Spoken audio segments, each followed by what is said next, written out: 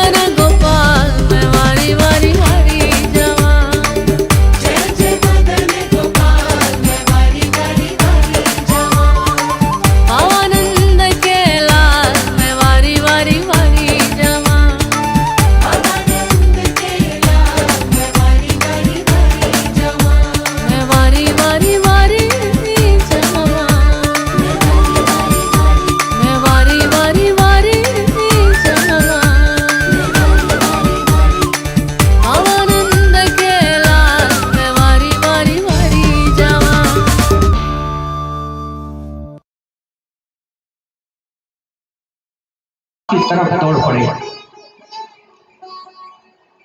अब जैसे ही जा रहे थे तो उधर से बद्री का आश्रम से सनक, सनंदन, सनातन, सनत कुमार जी आ रहे थे, चारों भाई। उन्होंने देखा, अरे नारद इतनी स्पीड से, इतनी तेज गति से जा रहे हैं, क्या बात है? कोई तो बात है जो इतनी गति से जा रहे हैं। थोड़ा नजदीक आए। सनत कुमार जी नजदीक जैसे ही आए तो उन्होंने देखा कि इस चेहरे पे मलिनता। अरे नारद, तुम्हारे चेहरे पर इतनी मलिनता क्यों? आज तक नहीं देखा। अरे आपसे तो जो भी मिलता है वो आनंदमय हो जाता है, आपके चेहरे पर मलिनता कैसी? सनत कुमारों ने पूछा कि कथम ब्राह्मण दीन मुख उत चिंता करो भगवान। अरे ब्राह्मण, क्या चिंता आपको सता रही है? किस चिंता में आप डूब रहे हैं, बताइए। नारद जी ने पूरा भेद बताया। प्रभु मैं अनेक अनेक लोकों में घूमते हुए जब पृथ्वी लोक पर गया, अनेक क्षेत्रों में गया, वहां की मैंने जब वो स्थिति देखी, मेरा मन बेचैन होने लगा तो मैं वृंदावन में पहुंच गया।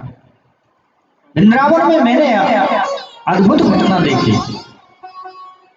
भक्ति देवी को युवावस्था में देखा और ज्ञान वैराग को बुढ़ापे में देखा। मैंने उनको जगाने का भी प्रयास किया लेकिन वो जग नहीं पाए। क्या कारण है? ऐसा कौन सा उपाय है जिससे वो जागृत अवस्था में आ सकते हैं? सनत कुमारों ने कहा, अति उत्तम, आप बहुत ही अच्छी जगह पर आ चुके हैं। अब मैं तुम्हें बता देता हूं कि श्रीमद् भागवत कथा का श्रवण भक्ति देवी को कराइए, ज्ञान वैराग को कराइए, उनका ये बुढ़ापा अपने आप दूर हो जाएगा।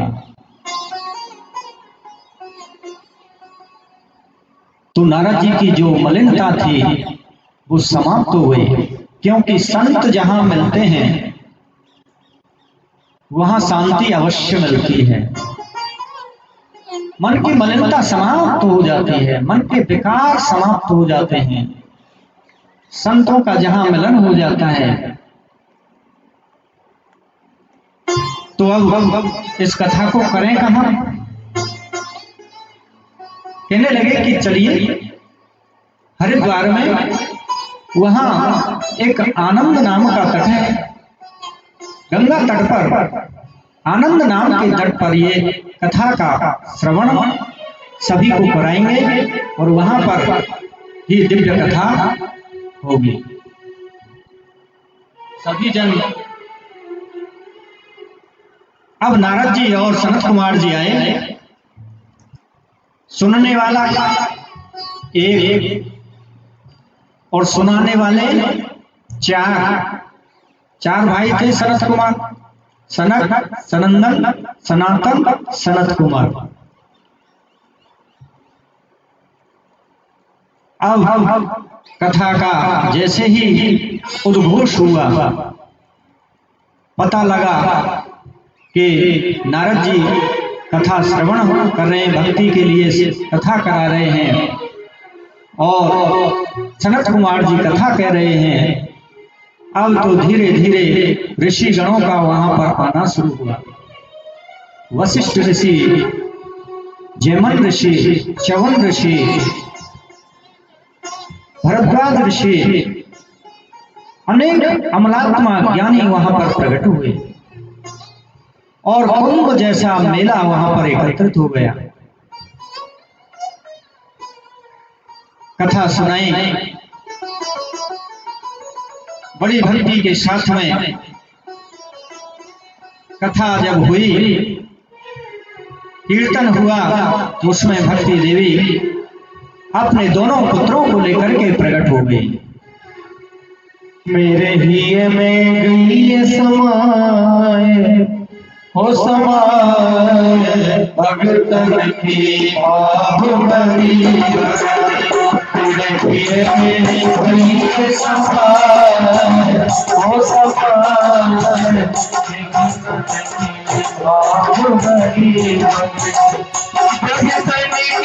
भाव भरी भक्ति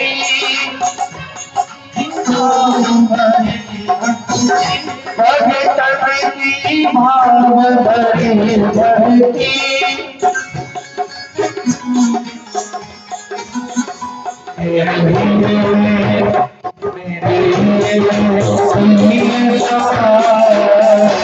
हो सकता भगतन की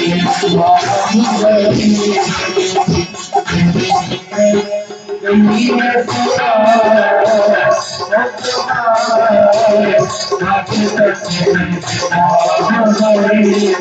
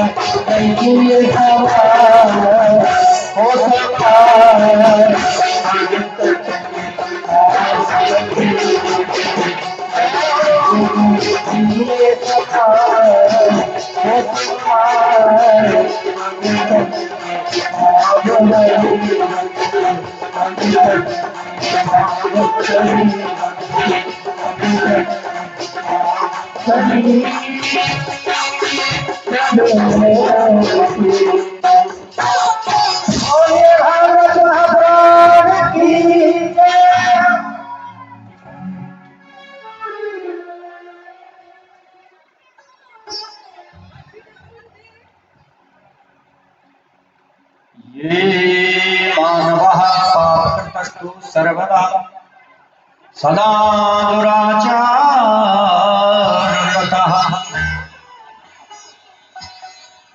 विमार्गः क्रोधाग्निः कुटलाश्च कामिनः सप्तायज्ञेन करो पुरन्ति ते। इतने लोगों को ताड़ देती है ये भागवत कथा। कौन कौन से? इस मानव को ताड़ देती है और पापी को ताड़ देती है। कितने भी जीवन में पाप किए हों, लेकिन भागवत कथा श्रवण करने से वो व्यक्ति के सारे पाप नष्ट हो जाते हैं। क्रोधी व्यक्ति को, जिसका बार बार क्रोध आता है, क्रोध कोई असाधारण काम नहीं है, सब कुछ नष्ट कर देता है व्यक्ति का। क्रोधी को, कुटिलाश, जो कुटली हो, इधर उधर की चुगली करने वाला, चुगलखोर हो। कामिना, कामी हो, पराई स्त्रियों की तरफ नजर घुमाता रहता हो, उसको भी ये ताड़ती है। सप्ताह यज्ञ कलो पुनन्ति ते। कलयुग में इससे उत्तम उपाय कोई भी नहीं है।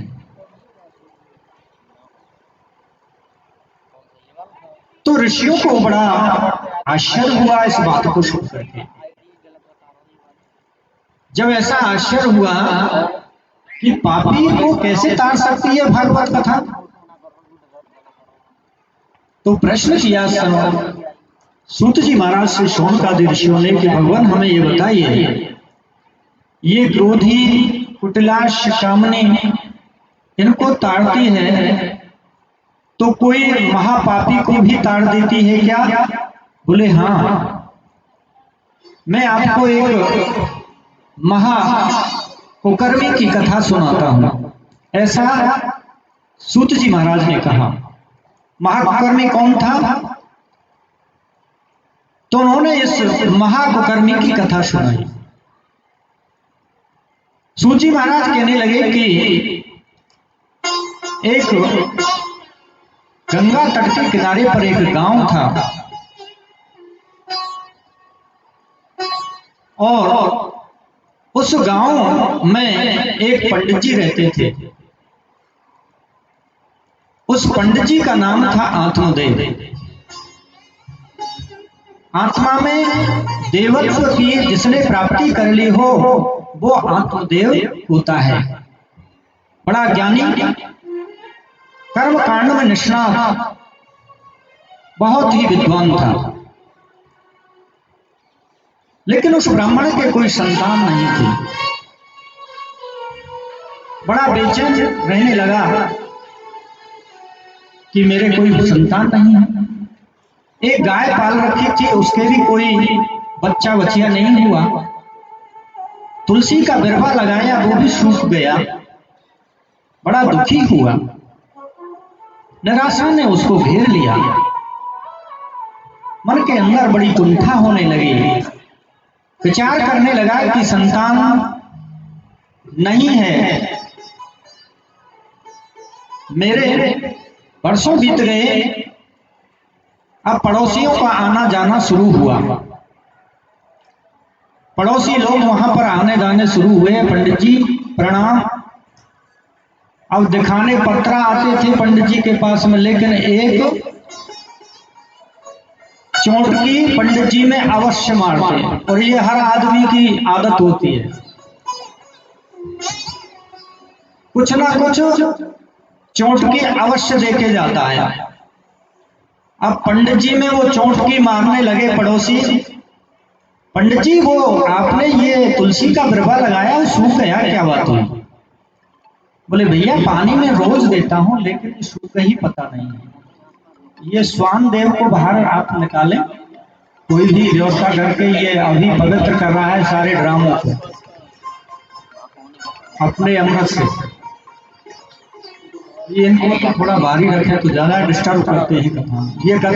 ये कासगंज की बगीची पे नहीं हो रही है, दुनिया विश्वर में ये कथा चल रही है आज आपकी। ये लाइव व्यवस्था है, सब आप लोगों के भी यहाँ फोटो आ रहे हैं सब, तो आप थोड़ा व्यवस्थित रहें और सावधान होकर के ही कथा सुने तो ज्यादा अच्छा रहेगा। तो पंडित जी महाराज से कहा पड़ोसी ने कि महाराज आपके घर में ये तुलसी का बिरवा सूख गया, क्या बात है? अरे पंडित जी आपके कोई संतान नहीं है, इस वजह से ये सब हो रहा है। पंडित जी को बड़ा बुरा लगा, लेकिन पंडित जी आपके घर में ये बछिया भी है, गाय है आपके घर में, लेकिन इसके कोई पुत्र संतान नहीं हुआ, बच्चा बछिया कुछ नहीं हुआ, क्या बात है? अरे वो कारण एक ही है, आपसे पितृ नाराज हैं पंडित जी। आप तो विद्वान हैं, आप तो इन चीजों को, शास्त्रों को पढ़े लिखे हैं, आप नहीं जानते इस बात को? आपने भी तो पढ़ा होगा ना कि जिसके संतान नहीं हो उसके पितृ नाराज होते हैं, रुष्ट होते हैं, इसीलिए आपके कोई संतान नहीं है। पंडित जी को बड़ा बुरा लगा, मन में निश्चय हो गया कि अब तो मुझे अवश्य ही संतान प्राप्ति के लिए कोई अनुष्ठान करना है, ऐसा मन में दृढ़ संकल्प कर लिया। उनके एक पत्नी जिसका नाम था धुंधली देवी, पंडित जी जितने सुशील थे उतनी ही विपरीत अवस्था में उनकी पत्नी थी, धुंधली देवी थी। पंडित जी जो कार्य करते उससे उल्टा ही करती। अब धुंधली देवी का काम क्या था? बच्चे खेल रहे हो तो उनमें डंडा चटका देना चलते चलते, चार औरतें मिल जाएं तो उनमें सी वकीलात करती। महाराज अपने दरवाजे पर बैठ करके 24 घंटा कुछ ना कुछ बड़बड़ाते ही रहना, और जब पंडित जी घर में आ जाएं तो महाराज थाली लेके ऐसी खड़ी हो जाए कि सती सावित्री के सिवाय ये धुंधली देवी ही है और कोई दूसरी है ही नहीं। पंडित जी को पता ही नहीं था कि हमारी पंडितानी कैसी है, और हमको भी नहीं पता है। बोलो जय श्री, अरे जोड़ते बोल दे करो इनका मन पे तो जय श्री। हाँ, ऐसी बैटरी चार्ज होनी चाहिए हम आप लोग। तो पंडितानी दिन भर झगड़ा करती। पंडित जी का मन बेचैन हुआ, मन में निश्चय किया अब तो मुझे संतान प्राप्ति के लिए कोई अनुष्ठान करना होगा। पंडितानी से बोले देखिए अब मुझे पुत्र प्राप्ति के लिए वन में जा रहा हूं और पुत्र प्राप्ति करके ही लौटूंगा। धुंधली देवी कहने लगी आज तक तो पुत्र तुझ पर पैदा हुआ नहीं है, अब तू वन में तो जरूर पुत्र लिया में। बोले नहीं, मैंने निश्चय कर लिया। क्योंकि जो धुंधला होता है, धुंधला किसको कहते हैं? सांप से दिखाई नहीं देता हो, कहते हैं ना धुंध छा रही है, धुंध में आप सांप देख नहीं सकते, इसलिए धुंधला उसको कहते हैं जिसकी बुद्धि पर धुंध छाई हुई हो, सांप से नहीं दिख रहा है, इसलिए धुंधली को कुछ नहीं दिखाई दिया।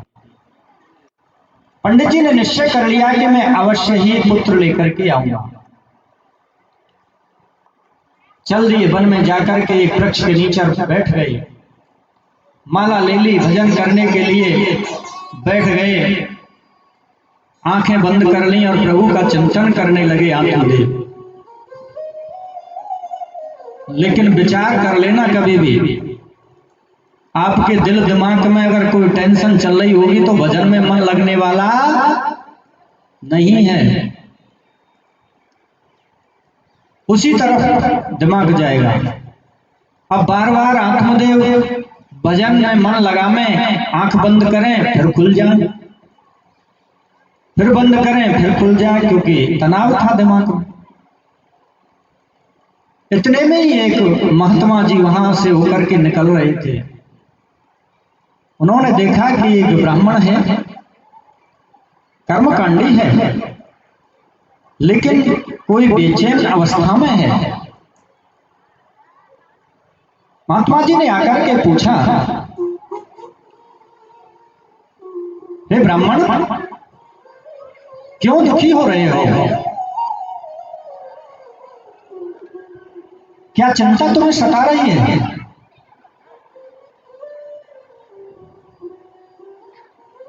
क्यों आप परेशान हो रही हो?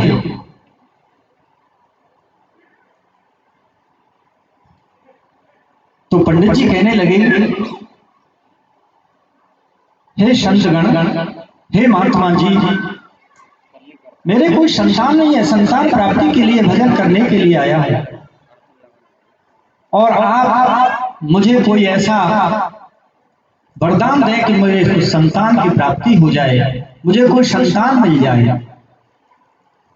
तो संत ने कहा, करे तुम कहाँ चक्कर में पड़ रहे हो भैया संतानों की में? जिनके हाथें बेही सुखी हैं का बेटे जाके पूछ तो ले। अच्छा, आप लोगों के सबके संतान हैं? आप लोग सब सुखी हैं क्या? राजा सगर के कितने पुत्र हुए? 60,000 पुत्र कपिल देव जी ने मात्र एक क्षण में भस्म कर दिए योग अग्नि के द्वारा। क्यों? पुत्र के लिए। अरे दशरथ जी को देखो, 4 पुत्र, फिर भी सुख नहीं पाया। क्यों? पुत्र के चक्कर में आप व्यथित हो रहे हो, चिंतित हो रहे हो। आत्मदेव जी कहने लगे कि नहीं, आप मुझे ये ज्ञान देने की आवश्यकता नहीं है, ज्ञानी तो मैं पहले से ही हूं, निष्णात हूं, वेद वेदांत को जानने वाला हूं, ज्ञानी हूं। लेकिन अब मेरा प्रण यही है कि मैं जाऊंगा पुत्र लेकर के ही, और आप देते हो तो देओ, और नहीं अब तुम जानते हो मैं क्या करने वाला हूं। अपने गले से वो पटका सा निकाला और उसमें एक फंदा लगाया और पेड़ की तरफ देखने लगे आत्मदेव। महात्मा जी ने देखा कि ऐसा नहीं हो, ये ब्रह्म हत्या तेरे गले पड़ जाए। तो जैसे ही ऊपर की तरफ देखा, क्या कर रहे हो? इससे फांसी लगा के मरूंगा, और क्या करूंगा? या तो पुत्र देव मुझे, अन्यथा अभी जीवन लीला समाप्त। महात्मा जी ने मन में विचार किया, क्योंकि ये निश्चय ही है, और ऐसा कर लेगा तो तेरे गले पड़ जाएगा, ब्रह्म हत्या लग जाएगी। महात्मा जी कहने लगे, ठहर भैया ठहर, मरने की कोई आवश्यकता नहीं है, लेकिन मैं तेरे भाग्य को थोड़ा बांचना चाह रहा हूं, देख लेता हूं तेरे भाग्य में संतान है क्या, नहीं है। तो महात्मा ने देखा 7 जन्मों तक कोई संतान का योग नहीं था। जब भाग्य को पढ़ा तो कहा कि तेरे 7 जन्म तक कोई संतान नहीं है, इस संतान के चक्कर में आप भी निर्णय बदल ले। बोले नहीं, मेरा निश्चय यही है कि मैं संतान प्राप्त करके ही जाऊंगा, अन्यथा प्राण त्याग करके ही जाऊंगा। तो ठीक है, जब तेरा ऐसा निश्चय है तो मैं तुझे एक फल देता हूं। उस संत ने आह्वान किया, वो फल उनके हाथ में आया और उस फल को आत्मदेव के लिए दे दिया। कहा कि इसको जाकर के अपनी पत्नी को दे देना, उनको ये खिला देना, निश्चित रूप से संतान होगी, बड़ी उत्तम संतान होगी। विधि बताई, संतान पैदा करने की भी एक विधि होती है। बिना विधि के संतान अगर पैदा होती है तो नालायक निकलती है, निकम्मी होती है, उद्दंडी होती है, नाना प्रकार की व्यभिचारिणी होती है, और अनेक कलेश पैदा करने वाली होती है। बिना विधि के बिना कोई भी कर्म नहीं करना चाहिए। विधि क्या थी? विधि ये थी कि ये फल आप अपनी पत्नी को खिलाना। जिस दिन से आप इस फल को खिलाओगे, पहले भगवान की पूजा करनी है, भगवान नाम स्मरण करना है, माला प्रतिदिन जाप करनी है और एक समय भोजन करना है। रात्रि काल में शयन करोगी तो चरण धो करके, मुख मस्तक धो करके ही शयन करना है। ऐसे नहीं कि ऐसे ही चलते फिरते काम करते फिरते ही सो जाओ। संतान को प्राप्त करना है तो आचरण में रहना होता है, तब जाकर के शुद्ध संतान प्राप्त होती है। ये भागवत में साफ लिखा हुआ है। तो जब दिया फल, उसके विधि बताई गई, पूरे नियम से रहना है, धरती पर शयन करना है, ऐसी पूरी व्यवस्था बताई गई। और फल को लेकर के प्रणाम करके संत को आत्मदेव घर पर आ गए। पत्नी ने देखा, बस 3 दिन में ही आ गए महाराज, तुम तो छोरा लेके आ रहे, पुत्र लेके आ रहे, बताइए। बोले हाँ मैं ले आया हूं। अपने झोला से फल निकाला, कहा कि देवी ये फल आप खा लेना और ये नियम है, इनको आप धारण करके आपके बहुत ही उत्तम संतान की प्राप्ति हो जाएगी। अच्छा, वो पंडित जी फल ले आए, मुझे मजाक उड़ाने लगी, क्योंकि उसकी बुद्धि जो थी वो धुंधली थी। प्रकाश में होता है व्यक्ति, वो ही अच्छा सोचता है, अच्छा आगे तक देखता है। धुंधला जहां होगा वो अच्छी तरह से दिखाई नहीं देगा।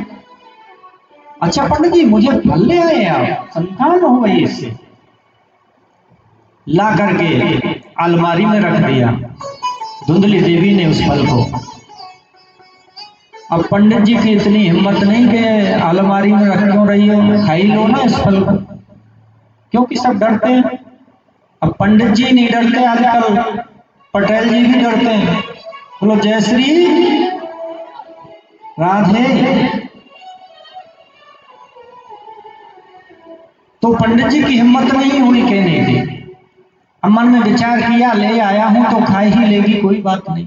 पंडित जी अपने बाहर निकल गए।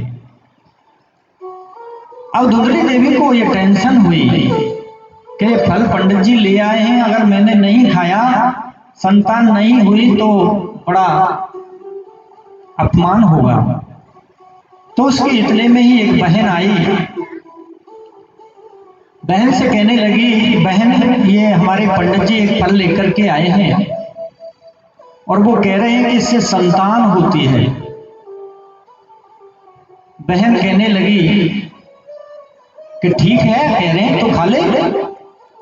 बुढ़े में खा लूंगी तो तुझे पता नहीं है क्या हालत होगी।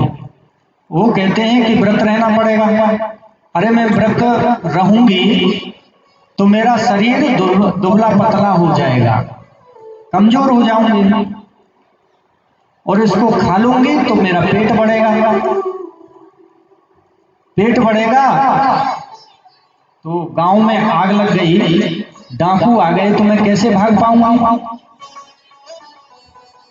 तीसरे नंबर बात यह है, जब मेरे गर्भ होगा, बच्चा जब होने वाला होगा, तो पंडित जी जापे के टाइम पे किसको बुलाएंगे?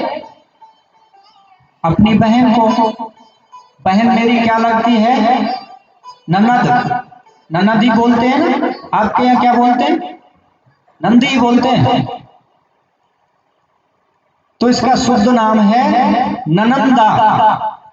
ननंदा का मतलब क्या होता है? जो कभी आनंद नहीं दे, ना आनंदा, उसको कहते हैं ननंदा। भाभी से हर समय चौंटती रहती है, चौंटती रहती है। और जो जिसकी शादी नहीं होती ननद की, तब तक देखो भाभी की नाक में दम करके रख दे। अब वो भाभी इंतजार करे कि 13 नंबर मेरो जैसे ही आवे हो, घबरा मती ना। ये तो नाई बारे बार हैं, सब अगारी आएंगे, बड़ी शांति ते बिचारी 2-4 साल जितेक रहे बितेक निकाले, बड़ी सेवा करे ननद की। तो धुंधली कहने लगी बहन से कि वो ननद को बुला लेंगे, और वो ननद है ना मेरी बड़ी चोटनिया, पहले 5 साड़ी ननद पहले ही निकाल लेंगे, और अब मैं तो पड़ी रहूंगी जापे में, जन काका चीजें निकालने जाएंगे, इसलिए मैं या फल नहीं खाऊंगा। तो बहन ने कहा कि जब तू नहीं खाएगी तो एक काम कर ले, या तू गैया को खिला दे, तेरे गाय है ना इसको खिला दे, और देख मेरे 8 पुत्र है और 9वां है विवाह, हर साल एक व्यवस्था हो जाती है, तू क्यों चक्कर में पड़े संतानन के में। मैं तो ये पीछे को गेट है ना तेरो जाय में, तो जब होगो मेरे पति देव तेरे लिए दे जाएंगे। पंडित जी को कहा पतो बेचारे को, सीधे साधे पंडित जी, और कह दीजिए कि पंडित जी तुम्हारे छोरा है वो। बहन तू बड़ी सलाह की बात करे, ठीक है ये तेरा आइडिया बड़ा जोरदार है, मेरी बात समझ में आ गई। अब उसने ऐसा ही किया और वो फल गाय के लिए खिला दिया। भगवान की कृपा थी, दिव्य फल था। अब बहन के संतान होने का समय आया, धुंधली देवी ने नाटक भी किए। पंडित जी को कभी नजर आए तो वो कह देती कि देखो आओ मैं गर्भवती हूं, बाहर तो निकल नहीं सकती। अब उसने पहले तो मोटा पेट करने के लिए कपड़े बांधे पेट के, अब ज्यादा पेट सिस्टम में नहीं आया तो बने एक कढ़ैया बांध ले पेट पे, क्योंकि पंडित जी को तो कुछ देखना चाहिए, विश्वास होना चाहिए, नहीं लड़ने लग जाएंगे। ऐसे ऐसे करके नहीं समय निकाला, और जैसे ही बहन ने जिस दिन दिया बच्चे को ला करके तुरंत ही हल्ला मचा दिया कि मेरे पुत्र हो गया, मेरे पुत्र हो गया। पंडित जी को पता लगा, बड़े भारी प्रसन्न हुए पंडित जी, आनंदमय हुए। वर्षों के बाद में जब संतान की प्राप्ति होती है, जिस पिता को बड़ी खुशी का आनंद का अनुभव होता है, बड़े प्रसन्न हुए, चलो मेरे संतान तो हो गई, भगवान की कृपा हुई। 10वें महीने में गाय के भी पुत्र हुआ। अब तो वो पुत्र जो गाय के हुआ वो भी मनुष्य के जैसा, लेकिन कान उसके गौ जैसे थे। बड़ा ही दिव्य तेज वाला वो बालक गाय के से उत्पन्न हुआ। अब आत्मदेव कहने लगे कि बच्चे का नामकरण संस्कार भी होना चाहिए।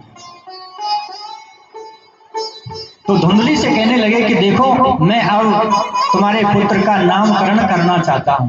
बोले तुम कौन होते हो नामकरण संस्कार करने वाले, दर्द हमने झेले, नामकरण तुम करो, ही कहां की तुक की बात है, या को नाम तो मैं ही रखूंगी।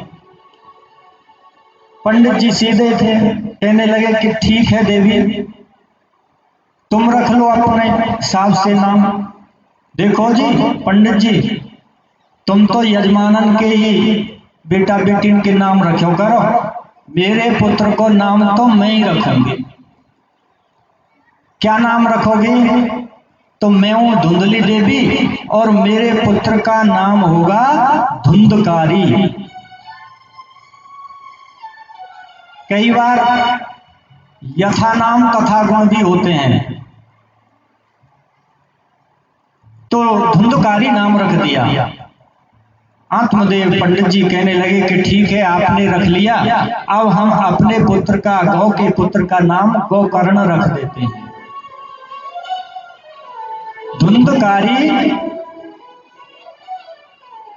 नाम रखा माने, और आत्मदेव ने रखा गोकर्ण।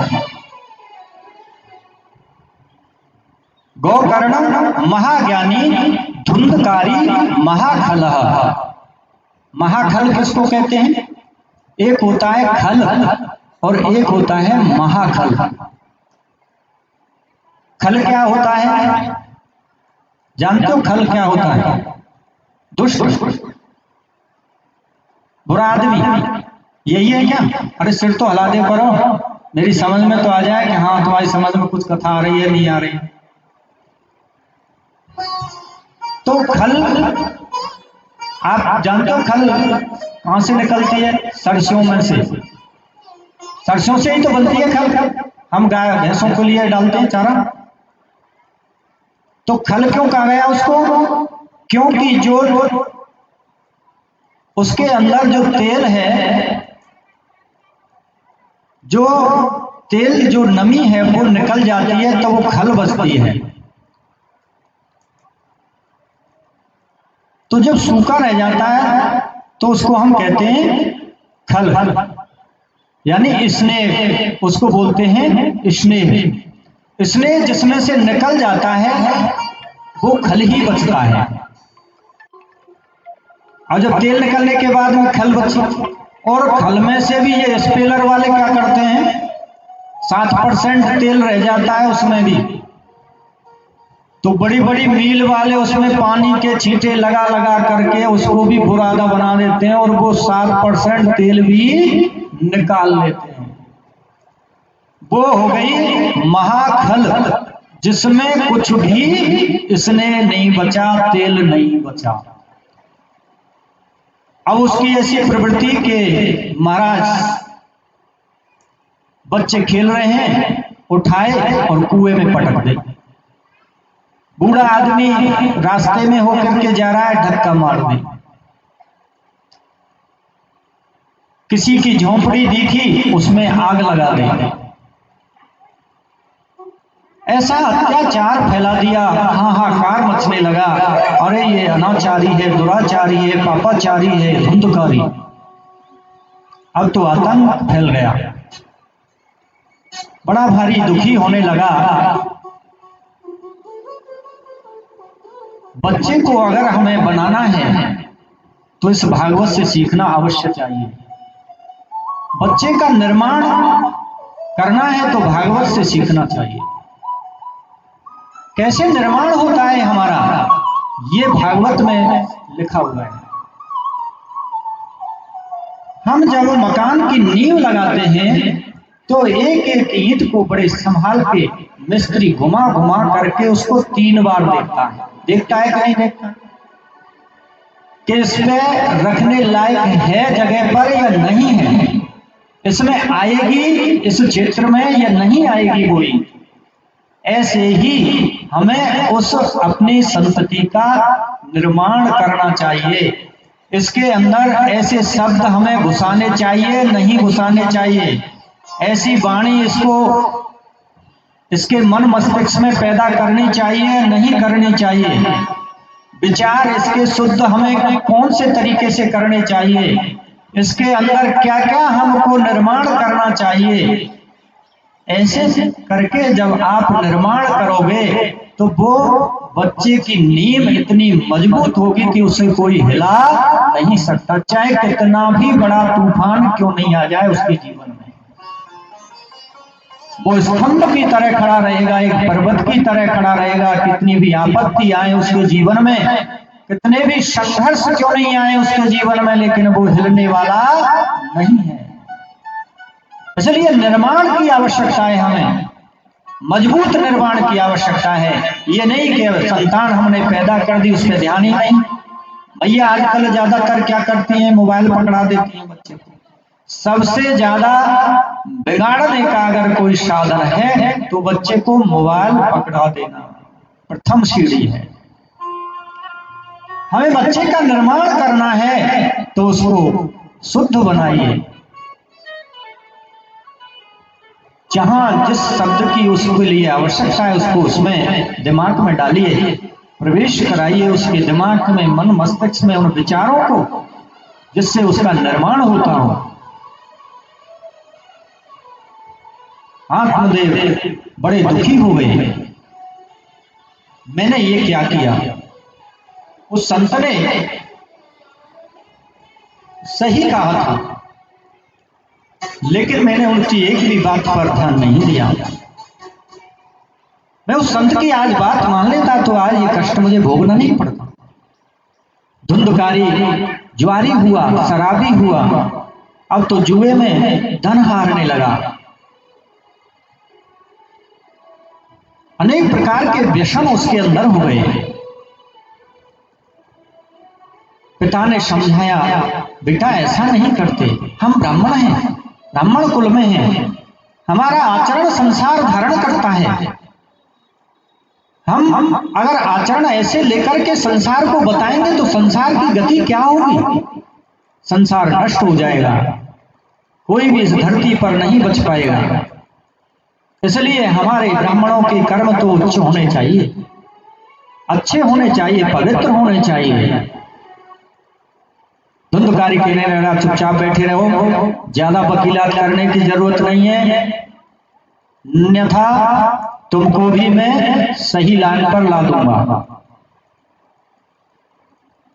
आत्मदेव को बड़ी गिलानी हुई। अरे राम, ये मेरा पुत्र क्या कहता है? मन में रो रहे थे, मन में बड़े गिलानी लेकर के बैठे हुए थे। गोकर्ण आए। गोकर्ण ने कहा, पिताजी ये आपकी हालत क्यों ऐसी हो गई है, क्या बात है? बेटा क्या बताऊं, ये धुंधकारी समझने में नहीं आता। गोकर्ण ने समझाया कि पिताजी आपको डरने की कोई आवश्यकता नहीं है। जिस देह को आप अपना मान चुके हैं, क्या वो देह आपकी है? हाड़ मांस का ये पुतला तुम इसको अपना मान रहे हो? कोई संसार में नहीं है। परमात्मा चिंतन करो, भगवान का ध्यान करो, वो ही आपका कल्याण करेंगे। आप किसके पीछे दौड़ रहे हो? गोकर्ण ने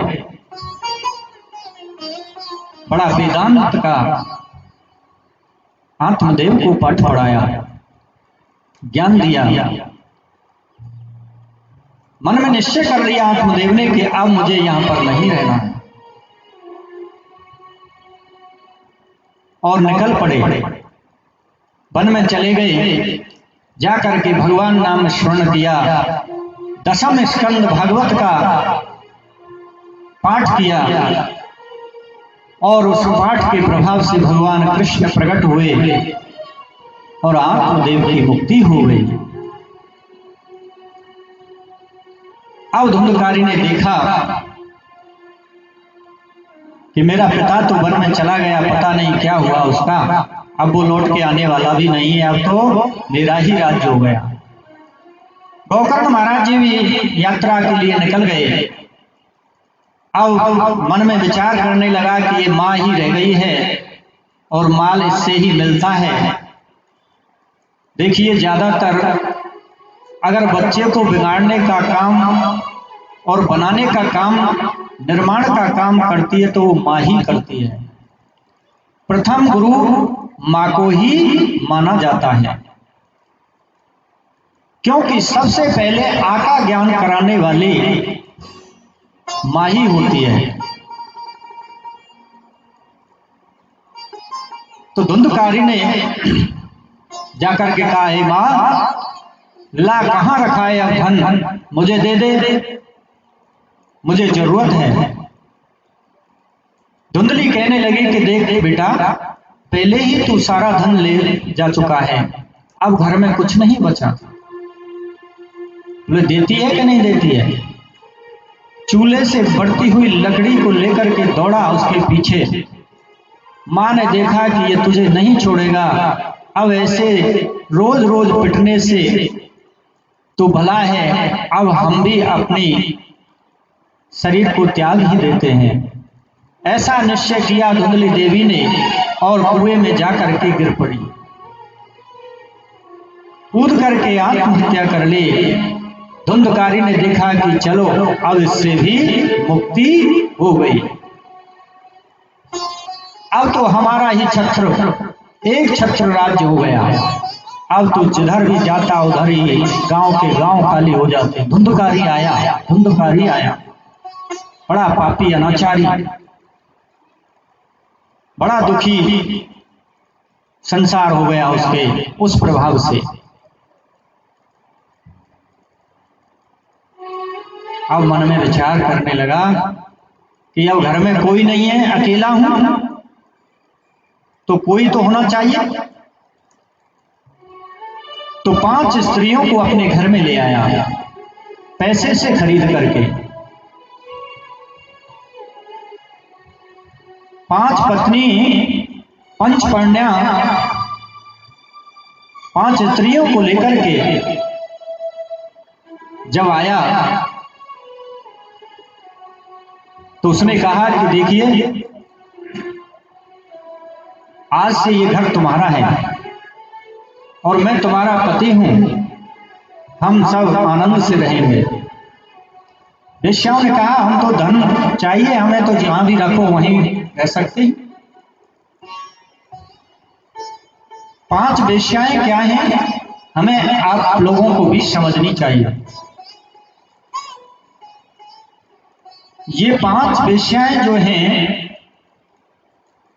ये 5 इंद्रियां, जो ज्ञान इंद्रियां हैं, वो ही 5 वेश्या हैं। आंख, नाक, कान, जीभ, त्वचा। अब ये कैसे हैं वेश्या? ये तुमको हर समय मारने की तलाश में रहती हैं। कैसे रहती हैं? क्योंकि इनकी तृप्ति आज तक तुम कर नहीं पाए, और जिसकी तृप्ति नहीं होती है वो वेश्या ही मानी जाती है। अब इंद्रियां हैं, अच्छा हम रोज बढ़िया बढ़िया खाते हैं, लेकिन आज तक ये जीव ने ये कहा है कि नहीं अब नहीं खाएंगे, बहुत हो गया। कहा है किसी ने? सबको चटपटा चाहिए, बढ़िया मीठा चाहिए। किसी कोई भी ये नहीं कहेगा कि नहीं अब मुझे नहीं खाना। तो जीव जो इंद्रिय है ये शरीर को नष्ट कर रही है धीरे धीरे। अच्छा आप बढ़िया बढ़िया सुगंध के लिए सूंघते हो, बढ़िया पुष्प देखते हो, सुगंधी इत्र लगाते हो, एक से एक महंगे वाला लगा लिया, फिर भी आप ये कहते हो कि और महंगा चाहिए और अच्छा चाहिए। तृप्ति नहीं हुई ना। आपने खूब बढ़िया से बढ़िया कथाएं सुनी, बढ़िया से बढ़िया भजन सुने, लेकिन आज भी ये कह रहे हैं कि आपको और भी पंडित जी और अच्छा सुनाइए। नहीं, कल मजा नहीं आया था, आज और अच्छा होना चाहिए। तो ये कान तृप्त भी नहीं होते। आंखों से आप बढ़िया बढ़िया चित्र देखना चाहते हैं, फिर भी ये तृप्त नहीं होते। ये त्वचा बड़ा स्पर्श करना चाहती है, अच्छा महसूस करना चाहती है, स्पर्श करना चाहती है, लेकिन अब तक आपने खूब स्पर्श किया, संतुष्ट हुए नहीं हुए। तो ये इंद्रियां जो हैं आपको कहां ले जा रही हैं? ये मृत्यु की तरफ ले जा रही हैं। धीरे धीरे करके आपको ये समाप्त कर देंगी। ऐसे ही धुंधकारी 5 वेश्याओं ने देखा कि ये धन तो कमाल आता है, लेकिन राजा ने किसी दिन इसको पकड़ लिया तो हमारी मृत्यु हो जाएगी। अब एक काम करते हैं, इसको एक दिन पकड़ के मारो और मार करके धन को लेकर के निकल चलो। वेश्याओं ने प्लान बना लिया और खटिया से सोते हुए धुंधकारी को खटिया पर बांध दिया रस्सियों से, और जलते हुए अंगारे उसके मुंह में ठूस दिए तो प्राणांत हो गया धुंधकारी का। घर में ही गड्ढा खोद करके गाड़ करके वेश्याएं निकल गई वहां से। अब तो धुंधकारी प्रेत योनि में चला गया, प्रेत बन गया। कुछ समय के बाद में गौकर्ण जब लौट करके घर आया, उसने देखा कि मेरा घर सुनसान हो गया। मैंने तीर्थ यात्रा में सुन तो लिया था कि मेरा भाई जो धुंधकारी था वो वेश्याओं ने मार दिया, उसको प्राणांत हो गया उसका, लेकिन मैंने उसके लिए गया जी में श्राद्ध कर दिए हैं, अब उसकी भी मुक्ति हो गई होगी। अब जैसे ही अपने आंगन में बैठा रात्रि का समय, तो उसको अनेक प्रकार के दृश्य देखने लगे। कभी भैंसा बनने लगा, कभी गाय, कभी भेड़ और कभी सिंह की दहाड़, अनेक प्रकार के स्वरूप वो धुंधकारी धारण करने लगा। गोकर्ण ने देखा, अरे भैया तुम कौन हो, मुझे डराने का प्रयास कर रहे हो, क्या बात है?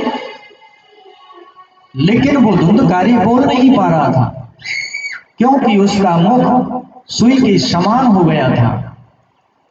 प्रेत जितने भी होते हैं, शरीर को त्यागने के बाद में उसका मुख ऐसा हो जाता है जैसे सुई की नोक होती है, आवाज नहीं निकल पाती। जब आवाज नहीं निकली तो कमंडल से जल लिया गोकर्ण ने और अवमंत्रित करके उस पर जैसे ही छींटे लगाए तो उसकी आवाज खुलने लगी, आवाज निकलने लगी। तुम कौन हो, मुझे डराने का प्रयास क्यों कर रहे हो? धुंधकारी कहने लगा, भैया मैं तुम्हारा भाई। धुंधकारी, तो तुम्हारी गति ये कैसे हुई? बोले मैंने इतना अनाचार पापाचार किया है, उसका ही ये कारण है। अरे मैंने तेरे लिए गया में श्राद्ध भी कर दिए हैं, तेरी मुक्ति नहीं हुई। गया में श्राद्ध करने से बहुत लोग पूछते हैं हमें, पंडित जी गया में एक बार श्राद्ध करने से तृप्ति हो जाती है पितरों की, उसके बाद में श्राद्ध करना चाहिए या नहीं करना चाहिए? देखिए गृहस्थियों के लिए तो ये है, गया में श्राद्ध करने के बाद भी हमें श्राद्ध अवश्य करने चाहिए, क्योंकि पीढ़ी दर पीढ़ी हमें संस्कृति की आवश्यकता होती है। और शास्त्र भी ये कहते हैं कि हमें श्राद्ध नहीं छोड़ने चाहिए। श्राद्ध उनके नहीं करने की आवश्यकता है जिनका कोई भी नहीं हो, उनका परिवार का, रिश्तेदार का कोई भी बच्चा उसको गया जी में श्राद्ध करके आए और उनको वहीं पर बिठा के आए कि भगवान आप यहीं पर रहें। तो मैंने तेरे निमित्त में श्राद्ध भी कर दिए, लेकिन तेरी मुक्ति नहीं हुई, क्यों? बोले मेरी मुक्ति, क्योंकि मैं बहुत पापाचारी हूं, अनाचारी हूं, मेरी मुक्ति नहीं हो सकती। और कई संतों के मुख से हमने सुना है धुंधकारी की मुक्ति इसलिए नहीं हुई क्योंकि वो आत्मदेव का पुत्र था ही नहीं। आत्मदेव का पुत्र तो थोड़ी था वो तो उसकी बहन का पुत्र था। जो हम श्राद्ध करते हैं गोत्र के हिसाब से वहां पर नाम स्मरण किया जाता है, उसका गोत्र स्मरण किया जाता है, तब जाकर के उसका, जब वो गोत्र ही नहीं है तो उसको श्राद्ध लगेगा कैसे? इसलिए उसकी धुंधकारी की मुक्ति नहीं हुई थी। तो अब क्या साधन है तुम्हारी मुक्ति का? बोले भैया आप बड़े विद्वान हैं, आप ही मेरा उद्धार कर सकते हैं। ठीक है, प्रातःकाल होते ही हम उपाय करते हैं। प्रातःकाल हुआ, संध्या वंदन आदि से निवृत्त होकर के गोकर्ण भगवान ने जल लिया हाथ में, और हाथ में जल लेकर के भगवान सूर्य नारायण का आह्वान किया, हे सूर्यदेव भगवान मुझे बताएं कि इस महापापी, महाखल, महादुराचारी की मुक्ति का साधन क्या है, मुझे बताने की कृपा करें। सूर्यदेव भगवान प्रकट हुए और बहुत ही सुंदर शब्दों में कहा कि श्रीमद् भागवतामुक्तिः सप्तावाचनं कुरु।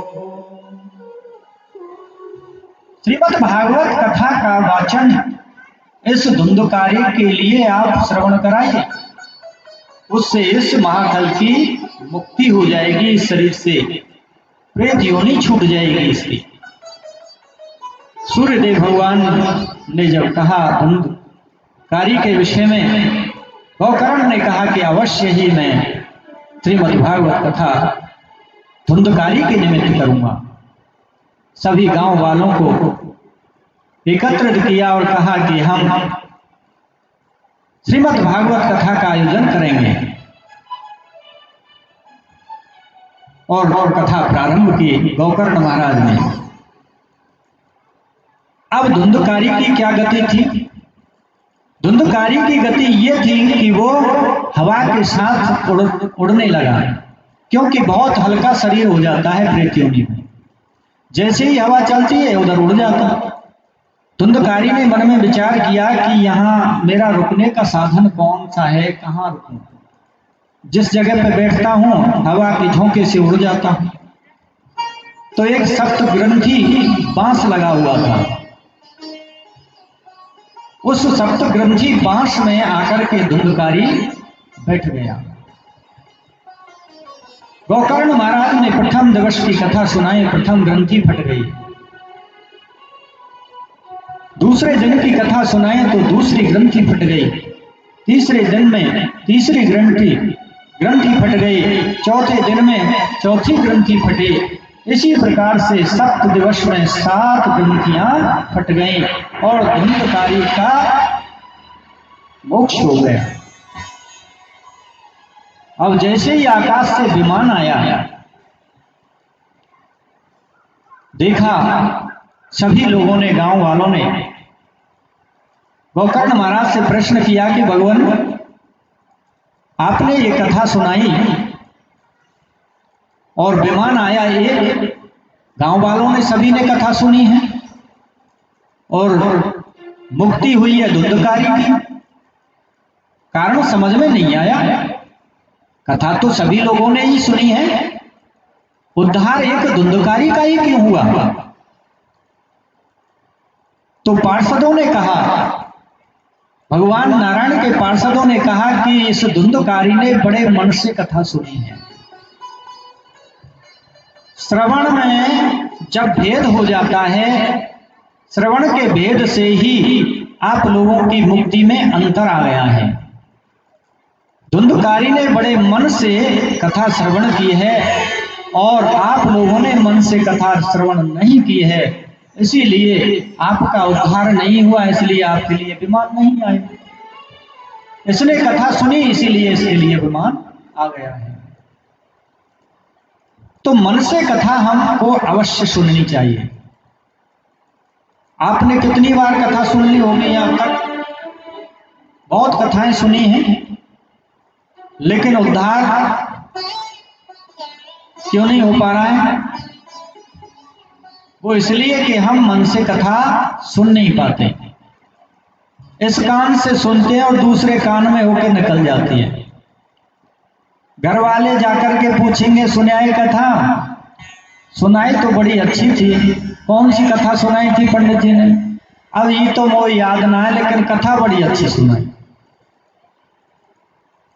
क्योंकि हमारा मन तो खटपट में लगा हुआ है, झटपट खटपट में लगा हुआ है, इसीलिए हमारी कथा सुनने से उद्धार नहीं हो पाता है। अब धुंधकारी का उद्धार हुआ। गोकर्ण महाराज ने मन में निश्चय किया कि ठीक है, अब की बार चलो धुंधकारी का उद्धार हो गया, अब की बार हम श्रावण के महीने में और श्रीमद् भागवत कथा का वाचन करेंगे। पूरे गांव के जितने भी प्रेत योनियों में लोग पड़े हुए हैं उन सबका ही उद्धार करेंगे।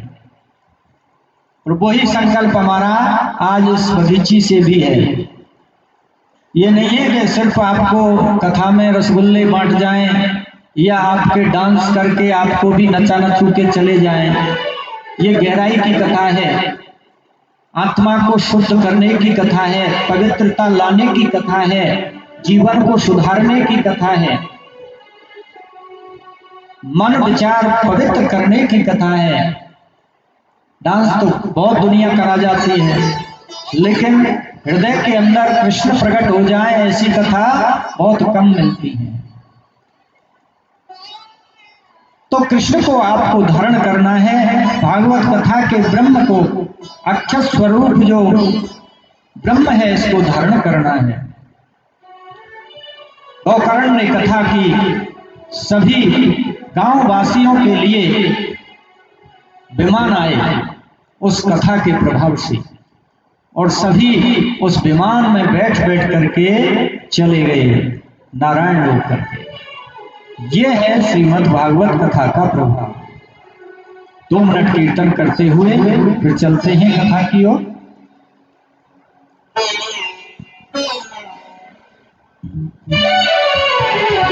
लग जाएगी ये लगन धीरे धीरे,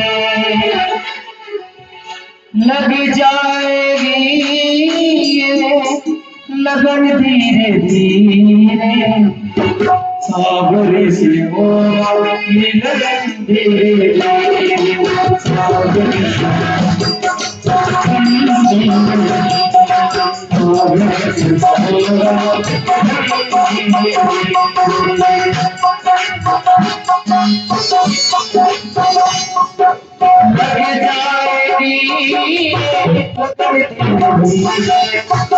जाएगी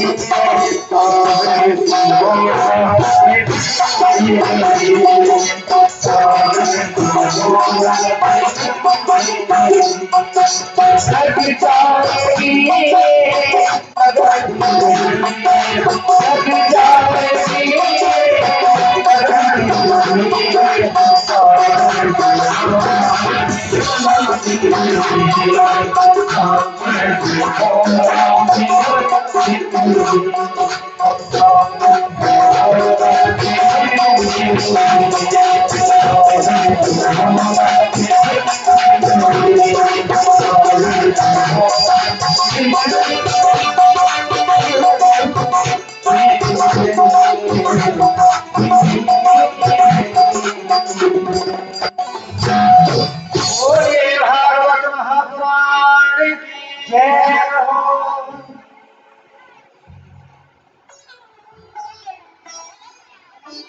गोकर्ण महाराज ने सभी ग्रामवासियों का उद्धार कर दिया। सभी बैकुंठ धाम को चले गए। तो ऐसे ऐसे पापी इस भागवत से तर जाते हैं, तो हम आप लोग क्यों नहीं कर सकते? प्रयास करें, जाने का डरे नहीं है। ये हवा नहीं है जो खा जाएगा आप लोगों को, इससे डरने की कोई आवश्यकता नहीं। आनंद में रहो, आनंद से कथा श्रवण करो। अब कुर्ता जो नया पहना है वो 7 दिन में नया ही बना रहना चाहिए। ऐसा नहीं कि अपने मन मस्तिष्क के अंदर कोई मलिनता आए। आनंद में ही कथा श्रवण करनी है, तो हमको अंदर बैठे हुए उस धुंधकारी को निकालना है। ये धुंधकारी कब निकलेगा? मन जब पवित्र होगा तब जाकर के ही ये धुंधकारी निकलता है। मन में अनेक प्रकार के व्यसन विचार बैठे हुए हैं, दुर्विचार बैठे हुए हैं, तो ये मन पवित्र नहीं हो सकता, कथा की तरफ आपको लाएगा ही नहीं। एक बार एक भागवत कथा के पंडित जी थे, तो एक मंडली हो रही थी, बड़ी भयंकर भीड़ थी उसमें। पंडित जी ने देखा कि हमारी कथा में तो 2-4 लोग ही आकर के बैठते, और यहाँ पर ये जो वेश्याएं नाच रही हैं, मंडली जहाँ हो रही है, यहाँ तो लाखों की भीड़ है। पंडित जी से नहीं रहा गया, जाकर के उस मंडली का जो संचालक था उससे जाकर के पूछा कि भाई आप तो बड़े कलाकार हो, बड़े योग्य हो, इतनी पब्लिक को इकट्ठा कर लेते हो, और देखो कितनी भीड़ आपके सामने इकट्ठी हो रही है। तो वो संचालक कहने लगा, पंडित जी महाराज, आपके सामने जो बैठते हैं और मेरे सामने बैठते हैं उनमें बहुत जमीन आसमान का अंतर है। बोले कैसा अंतर है? बोले आपके सामने बैठते हैं हंस और मेरे सामने बैठते हैं कौवे, तो हंस और कौवे में कितना अंतर है ये समझ लेना। हंस कथा श्रवण के लिए बैठेगा और कौवा तो आनंद लेने के लिए बैठता है। बोलो जय श्री, जोड़ते तो बोल दे करो। भैंसन की चिंता लग रही होगी, सानी करनी है, जाएगी, पंडित जी ने हम यहाँ बैठा रखा। तो ये 5 अध्याय में पद्म पुराण के में आपने सुना किस किस की मुक्ति इस भागवत कथा से हो जाती है। अब कथा कैसे सुननी चाहिए इसका अर्थ 1 अध्याय में है। कथा कैसे सुननी चाहिए ये नियम आपको धारण करना है। कैसा नियम है? नियम यह है कि सबसे पहले हम आचार और विचार शुद्ध करें। आचार विचार जब शुद्ध होंगे तो परमात्मा का आपके हृदय में प्राकट्य हो जाएगा और वो ही सारे कार्य कराएगा, आप स्वयं नहीं करते। विचार आपने भगवान को समर्पण कर दिए, सुमन, आपने शब्द सुना होगा सुमन, सुंदर मन परमात्मा को समर्पण कर दो। यही चढ़ाना है आपको भागवत जी में सबसे पहले, नहीं तो कुछ भी हाथ लगने वाला नहीं है।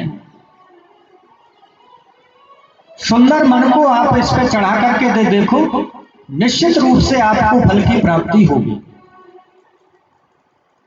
तो कैसे चढ़ाएं पंडित जी महाराज? घर में तो 50 बीमारी जात के में ही, घर वाले हमें टिकन ही ना दे, घर में आते जो दुबकावे के लिए या मंदिर में आ बैठे हैं और यहाँ तुम हमें टिकन ना दो। तो नियम यह है कि नित्य क्रिया के पश्चात स्नान आदि से निवृत्त होकर के, अपनी संध्या वंदन आदि से निवृत्त होकर के अपनी दिनचर्या को पूर्ण करें, गृह कार्यों को करें। गृह कार्य करने के बाद में ये अपने भोजन की जो व्यवस्था है उसको एक समय भोजन, वैसे कथा में तो ये नियम है कि फलाहार से ही करनी चाहिए, लेकिन आज हमारे शरीरों में इतनी सामर्थ्य नहीं है। क्यों नहीं है? कि हम चाय पी पी करके कमजोर हो चुके हैं। अब तो नया जहर और भी शुरू हो गया है। ये नया जहर क्या है? पेप्सी पी रहे हो आप लोग। सबसे ज्यादा खतरनाक स्लो जहर है, यानी धीरे धीरे आपको नष्ट कर रहा है। अब तुम बड़ा रस लेकर के, स्वाद लेकर के उसको पी रहे। रात के 12 बजे भी कोई रिश्तेदार आ जाए तो भैया वह जगह मारे जाने वो प्लांट ले रखा है, लाओ वही लाओ। अब तो नाम भी बड़े अनेक तरह के चल रहे, मिरिंडा, पेप्सी, कोको कोला। ये आप अच्छी चीज मत समझो इसको। बच्चों को दूध खिलाओ, मक्खन खिलाओ, छाछ पिलाओ, और वो भी नहीं है तो पानी पिलाओ। पानी में इतनी ताकत है। छोटे से बच्चे को एक औषधि बता देता हूं आपको। जब बच्चा होता है उसके लिए गर्म पानी करके एक बोतल में रख लो, और उस गर्म पानी को ठंडा करके भरना है, उबाल करके, बढ़िया अच्छी तरह से उबाल करके ठंडा करके बोतल में रख लो, और उस बच्चे को धीरे धीरे, जैसे हम घुट्टी पिलाते हैं ना, घुट्टी ऐसे करके उस बच्चे को पिलाइए। उसका फिर 6 महीने के अंदर शरीर देखिए, उसके कोई रोग नहीं आएगा। और हम कहां जा रहे हैं? पेप्सी पीने। ये गलत है, इसको छोड़ने का प्रयास करें। समाज में ये विकृतियां आ रही हैं, पाखंड की तरफ बड़ा जल्दी ध्यान दे देते हैं। तो यही भागवत कहती है, आचरण शुद्ध करो, व्रत धारण करो, एक समय भोजन कर लो, अगर ज्यादा नहीं रह जाता एक समय फलाहार कर लो। अगर ये व्यवस्था भी आप में नहीं हो रही है तो दोनों टाइम भी भोजन कर सकते हैं, लेकिन कथा श्रवण करो मन से।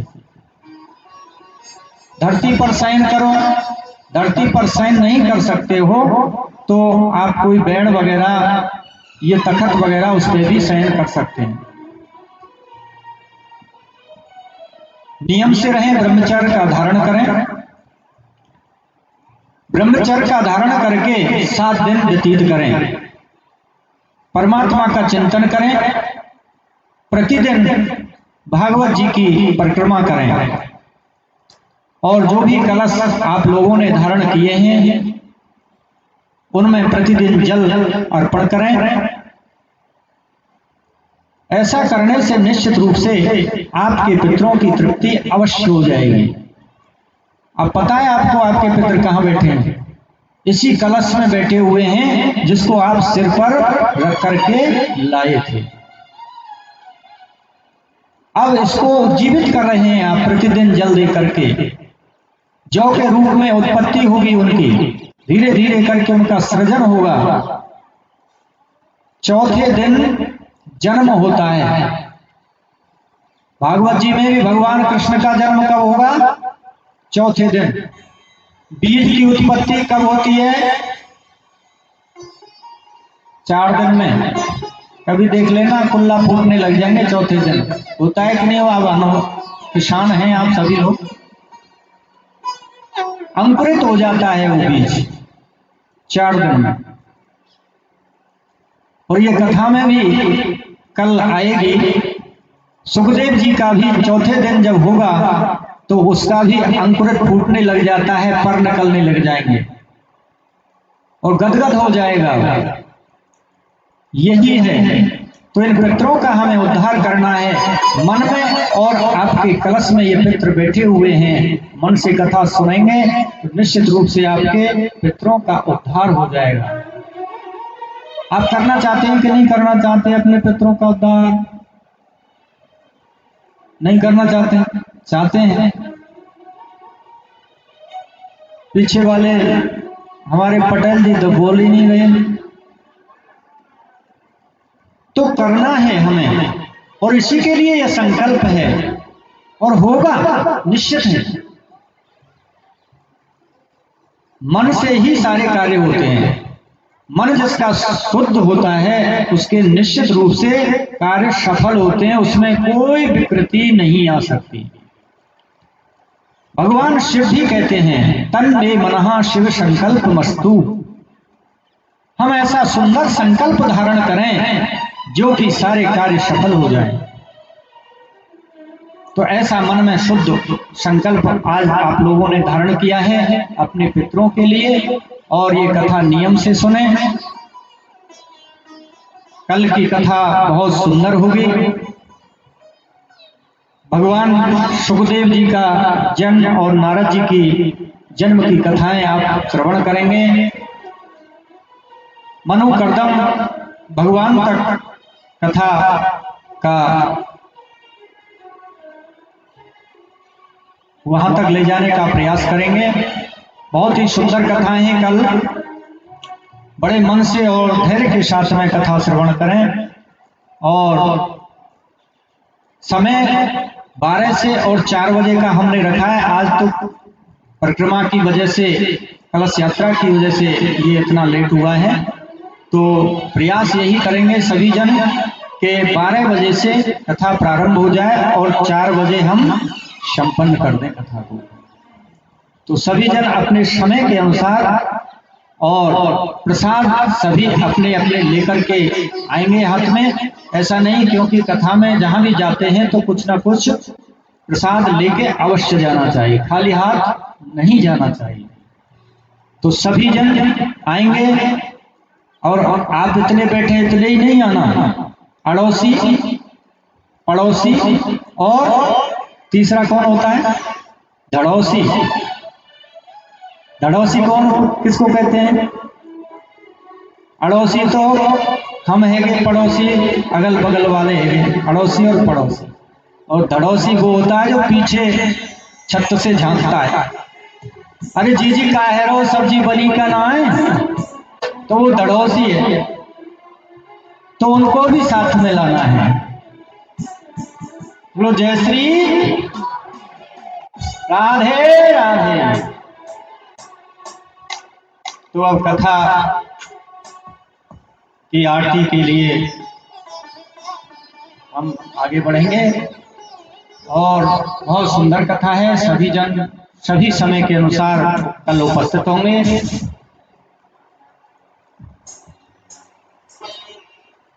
इस कथा में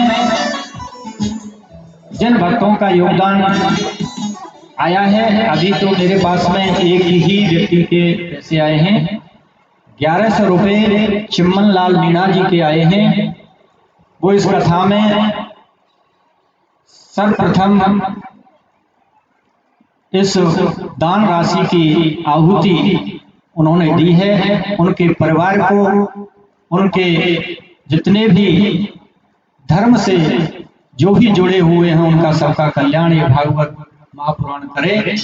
बहुत बहुत साधुवाद उनके लिए। और हम तो कहते हैं कि ऐसे परिवारों के लिए भगवान आगे से आगे बढ़ाएं। तो आगे भी ऐसे ही किसी सज्जन के आएंगे तो आपको सामने रखेंगे हम। अब आरती करेंगे। आरती के बाद में सभी प्रसाद लेकर के सभी भक्त आरती के लिए अपने स्थान पर खड़े हो जाएं।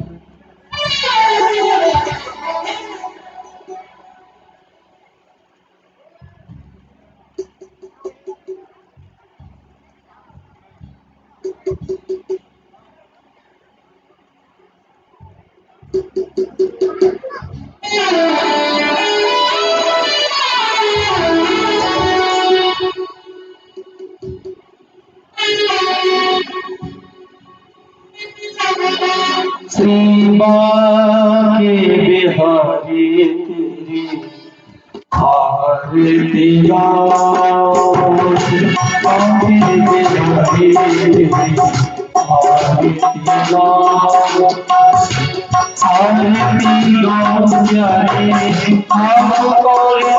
आपको गाओ, आरती गाओ प्यारे आपको गाओ, आरती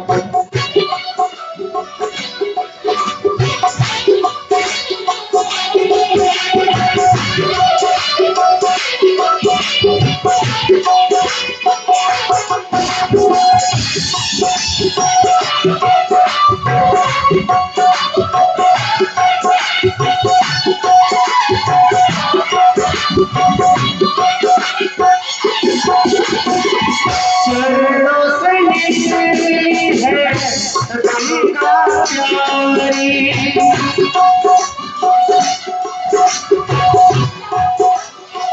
जिसने सारी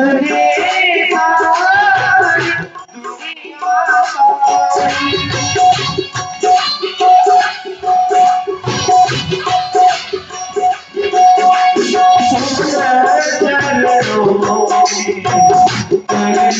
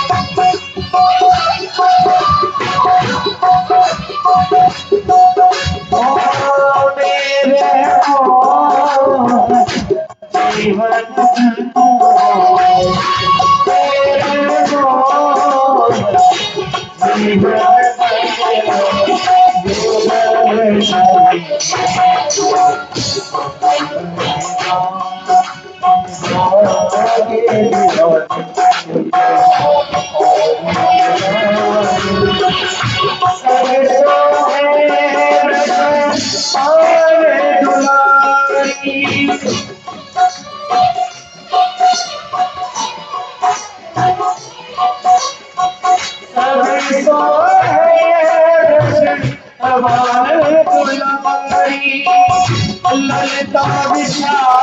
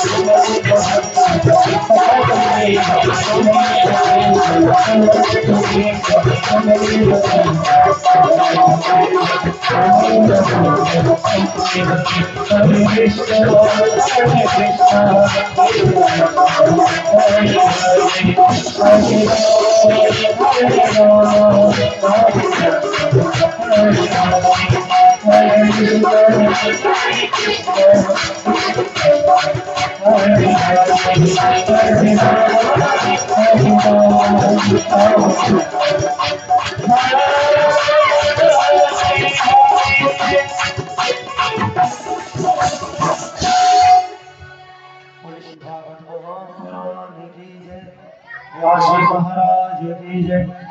बोले राधा रानी सरकार की जय। बाकी बिहारी की